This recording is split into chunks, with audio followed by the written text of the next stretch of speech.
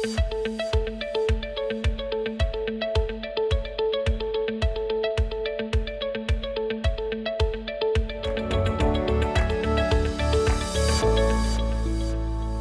everyone. My name is Madan from Your Story, and on behalf of all of us at Your Story, I want to welcome all of you for Build and Grow Money Matters. Today, we have joining with us Rishabh Karwa, the co founder of Go Mechanic, who will be speaking to us about the phenomenal growth of his startup and how they have reinvented themselves in the aftermath of the pandemic. Rishabh began his professional career in real estate, but soon took the entrepreneurial plunge in 2016 with Go Mechanic. An engineer by training, Rishabh takes care of marketing, product, and design functions of the company. From offering free services to essential services workers to rolling out revival packages for cars, the startup has grown to become one of the marquee names in the organized car workshops and garage spaces in India. Welcome aboard, Rishabh. Yeah. My first question to you would be to maybe share with us your backstory. How would you sum up your journey from 2016 to today? How many garages, partners do you have under your umbrella, Rishabh? Yeah. So we started in 2016 in Gurgaon. We are four founders, Nitin, Kushal, Amit, and I. Okay. So our aim when we started in 2016 was just to be the best of both worlds. We know that the OEM, the authorized service centers offer is good quality service at a very high price. And there is definitely the local mechanics, the mom and pop shops who we for sure know offer as affordable services, but at poor quality or not a standardized manner. So we wanted to be something in between, offering as an affordable service at the best quality and the best process. So that's how we started in 2016 with the aim, and we launched our website. But soon we realized there are multiple facets to this problem. There's a brand aspect to it. There's a spares aspect to it. There's this training aspect. There's the standardization of all the services. There's the supply chain of spares, and then we have taken up each challenge one by one a year after that, and we are here right now at 25 cities across India, doing approximately 20,000 plus cars a month, servicing and repairs and supplying spares to them. Those are some very interesting and impressive numbers there, Rishabh. Can you share with us some of the experiences you've had with the COVID? Obviously, the biggest question on people's minds these days, especially with the second wave, is COVID-19 and how do companies survive? So, in your case, what are some innovations and technologies that you've tapped to pivot on to new opportunities? Rishabh? So we were shocked when the lockdowns happened, and it was definitely unprecedented times when it happened in the last March, during the third week of March. We had launched our products just then, and we weren't prepared to change them or malleably shift them into something which is lockdowns in specific regions. So we saw is a lot of development on our technology front. We changed our technology based on how the lockdowns evolved. We changed our tracking techniques for our mechanics, advisors, and everybody to make sure that these guys are protected during the contact. We try to make sure the service is contactless. We put in and established this cameras, photographs. We developed this technology for our operations team, and definitely this entire development during this phase has helped us offer is even a better service to our customers. We did see our NPS ratings go higher post the lockdown as well. We did see as a better fulfillment rate. So we saw as a few silver linings, but this entire journey has helped us build this better product and offer is better experiences out of this process. Especially with the customer requests which we have been receiving, that most of them were looking for an option where they didn't want to visit as workshops. They wanted is something on the in the terms of a free pickup and drop, a contactless service, and that is something we have been able to offer during this entire 1 year, which has helped our customers take is repair their cars or service their cars even during lockdowns, even during emergencies, and this has been, I think, a good achievement on our front.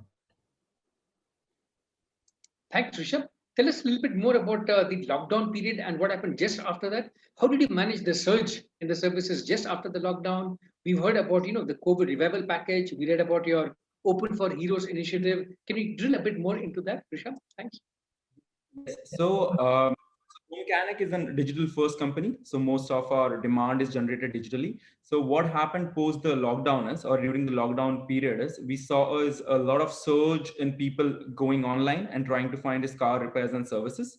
Okay, so we had to cater to these services, and at the same time, we launched is an Open for Heroes campaign, especially for the doctors and the medical professionals and the ambulances. So just in case if somebody was stranded on the roads or had a breakdown on the roads, we would have our network ready. We did take a permission from the government authorities to provide as a free roadside assistance or a breakdown emergency assistance service to these professionals and these frontline warriors. So we did that, and then what we saw was also is a part of problem solving where clusters or micro containment zones were blocked from delivery and pickup, or we were not allowed to enter societies or certain areas. So we had to change our technology, which was we had to drill it down to a hyper local base and make sure that it was turned on and off based on pin codes, regions, or micro containment zones. At the same time, we had to develop as a technology for our workshops to make sure they were wearing masks, make sure they were sanitized, make sure they were temperature checked, and at the same time, make sure all the cleanliness or the vaccinations or the sanitizations of the workshops were happening at the same time. So this was our journey through it. We definitely did see a surge in demand, and we saw is a lot of hardcore problem solving from our technology and our operations team during this period. Those are very good lessons for our audience right there, Rishabh. Thanks. It's all about problem solving and staying innovative.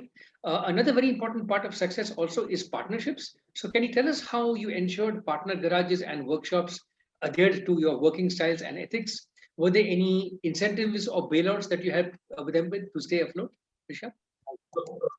What we have is 450 workshops across on our network, okay, across pan India, starting from Chennai to even like our base Gurgaon NCR to Chandigarh.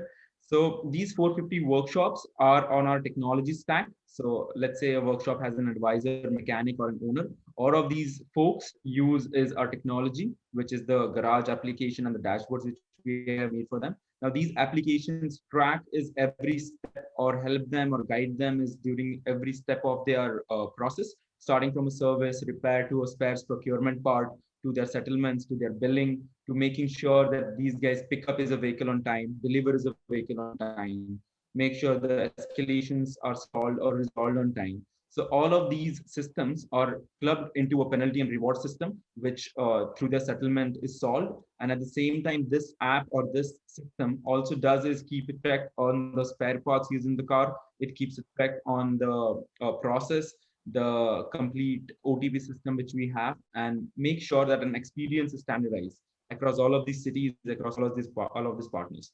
And we also have is our operations team on the ground, which are called as service buddies. These guys help these workshops in managing their units and give us a standardized experience to every customer. Thanks, Rishabh. That's a very impressive journey so far. Can you tell us a bit more about what's next? What are some new, maybe workshop additions you have for the next 3 to 5 years? What's next on your radar, Rishabh? So as I said, we have around 450 workshops right now. We aim to reach around 10,000 workshops in next 3 years. That's our aim. We are right now in a few tier 2 cities, but our aim is also to launch is at least 10 to 15 more tier 2 cities in the next 1 or 2 years. What we see is also our spares channels, which we have been building very aggressively in the last 1 year. We see is our spares distribution network and our supply chain reaching is a lot more cities than these cities. We intend to provide as our Go Mechanic spares at the same time, a lot of OES and OEM spares in a controlled supply chain manner to a lot of retailers and a lot of workshops outside our network as well across India. So this is our aim in the next 3 to 5 years to standardize the supply chain for spares to make sure our network reaches is even the in most of the tier 2 cities in India, and also to have is a garage management software SaaS kind of product so that nobody has actually built any technology for the retailers or the garages in India. We intend to do that. We intend to build as a technology for these garages so that the complete process or data across in this ecosystem is standardized and it's more organized than it is right now. That's a very interesting market we spotted right there. Among others, Rishabh, we talked about the software workflow for garages. You also mentioned spares very briefly over there. Tell us a bit more about spares and how unorganized is this space and how do you hope to organize it with your platform, Rishabh? Right. So a normal invoice of a repair or a service with like of any car you take in the market, generally 70% of it is the spare parts and 30% of it is the labor component of it. So if you are able to standardize the spare parts used in the car, you basically solve is the complete solution of a car service or a car repair. So what we have been able to do is, once we started is generating demand, we also went a step further and we started offering our customers is standardized and guaranteed spare parts, genuine spare parts, and we started supplying this to our workshops through our technology stack. So what we do is, as we have a network of workshops, we also build is a network of retailers, which can be a franchisee retailers or can be a partner retailers. And these retailers become our supply chain to distribute spare to these workshops. So these retailers uses a stack of technology, and the workshops uses a technology stack, and this is connected. So just in case, for an example, if you require as a clutch set for a Volkswagen Polo, you would be able to connect to the nearest retailer and get it within a few hours through the Go Mechanic network. And this spare part would be a genuine spare part guaranteed by us, an OEM and OES spare parts, depending on the brand. And based on this million SKUs which we have been able to standardize, we are able to provide a spare parts just in time or even bulk orders across all our network of workshops. And this has helped us elevate a customer experience and at the same time assure on the quality of the service and make sure the warranties and the guarantees are maintained. That's great, Rishabh. You also brought quality to an industry which has been so unsegmented and also not so high quality. We also noticed that the one of the first spares outlets of yours, platforms of yours, was in Bhopal. Tell us a bit more about that move and the choice of city. Are you specifically beginning with more of the non-metros and tier two, tier three cities before coming to the bigger ones, Rishabh? So what we realized was, in case of spare parts, there's a lot of information or knowledge disparity across India. So let's say Delhi NCR is the biggest market of spare parts, and if you go to Chennai or Bhopal or to a tier two city, you won't find there's a lot of spare parts, which you will find a lot of spare parts which aren't available over there, but they are available in the Delhi NCR market. So what we did was, we realized that this problem that a lot of workshops, even outside our network, outside our cities, don't have an access to is a lot of spare parts, especially body shop parts, especially the rare parts like sensors, like transmissions, like clutch sets. And what we started establishing is our franchisees of retailers across these cities, where we saw is heavy surge in demand of spare parts. So Bhopal was the one of the cities which has our franchisee. There are a lot of tier two cities like Surat, Guwahati, even in Kargil, we have as our spares franchisee. So we are able to supply spare parts to these franchisee stores via our central network and our warehousing systems.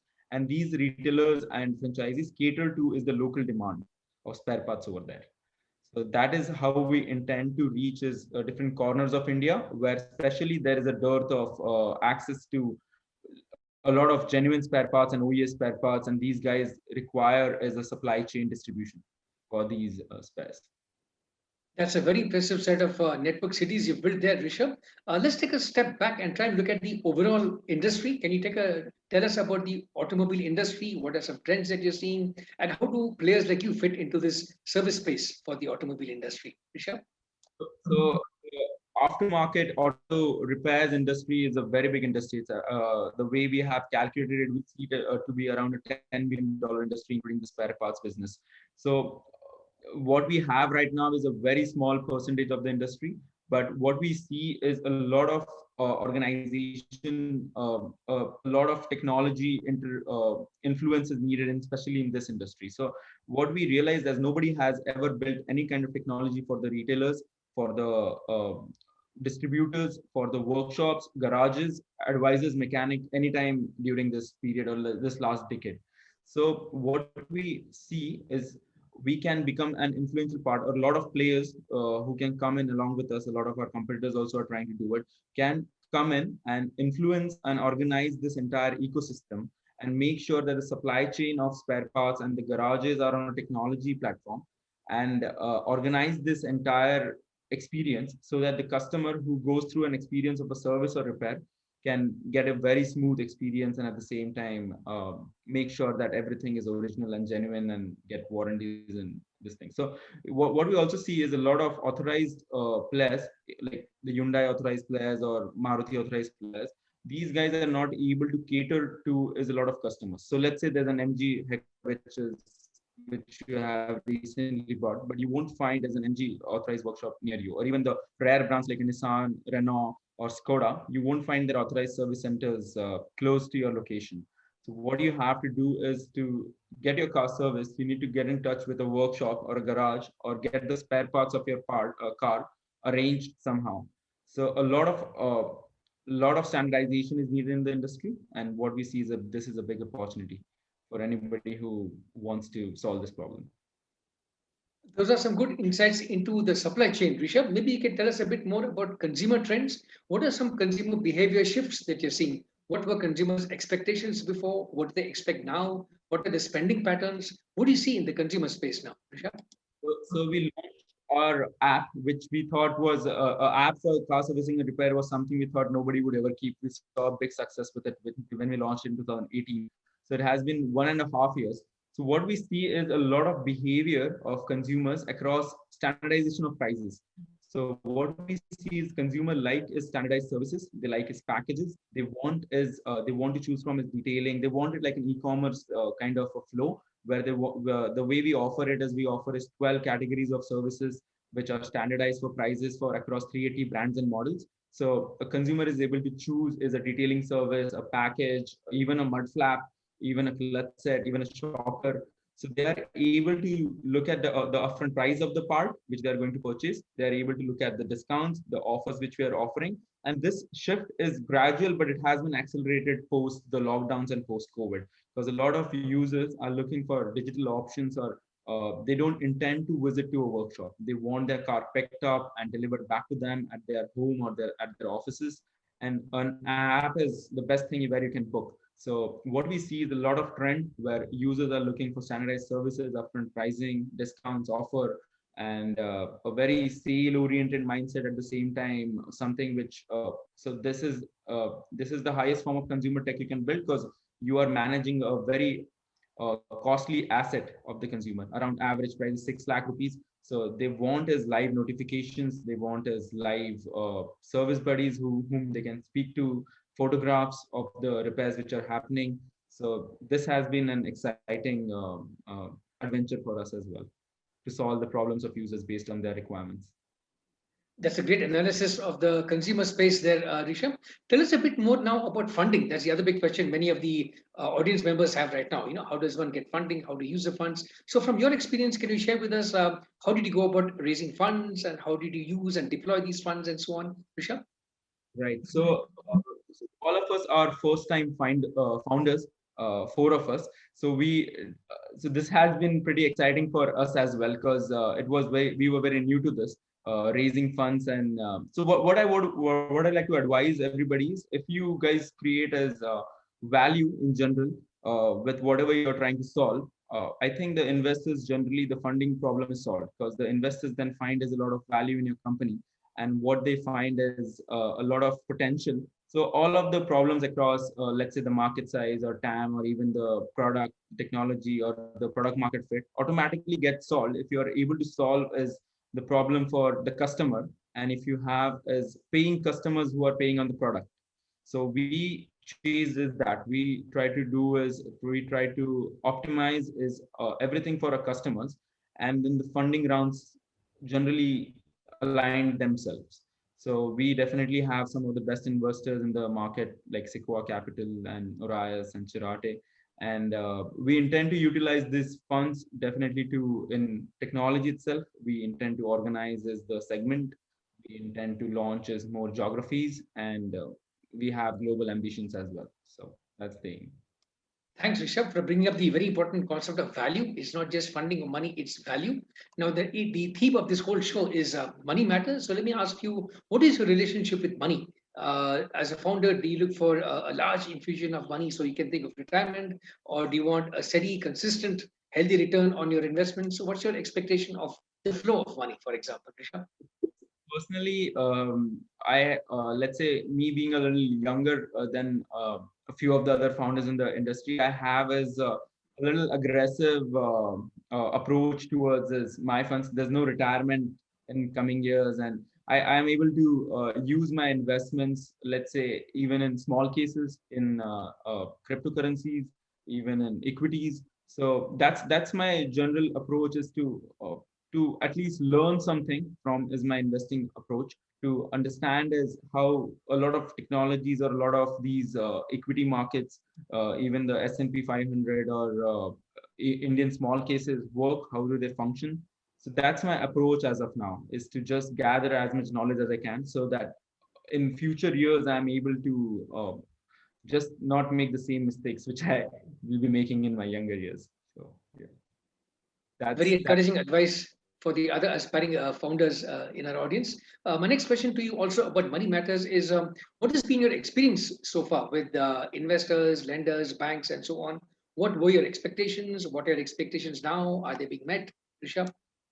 so the way about it is, we have seen historically banks like, let's say, Chase in United States of America, or even Mitsui, Sumitomo Mitsui in Japan. These banks have been able to banks have been able to bank is the complete entrepreneurial ventures of these countries like Japan or United States.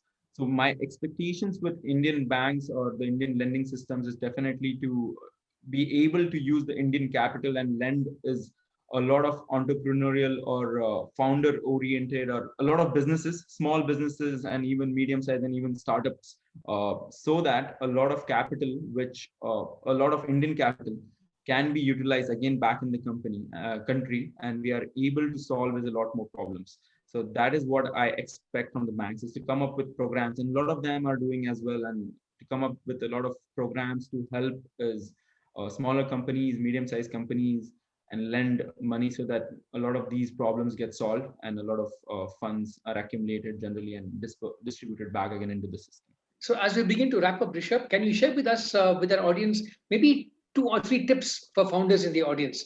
What does it take to be a founder? What does it take to go from concept to scale, to struggle, to overcome hardships, and so on? Can you give maybe 3 tips for the aspiring founders in the audience?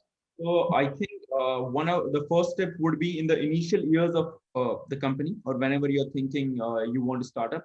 What a lot of them have to realize is, most of the things you'll have to do it yourself. So I don't come from a marketing background. I don't come from is a product background as well. I'm a civil engineer. But what you can do is have an open mind and try to learn is everything. So I learned as marketing, I learned as product, I learned as technology, and a lot of things you'll have to do simultaneously.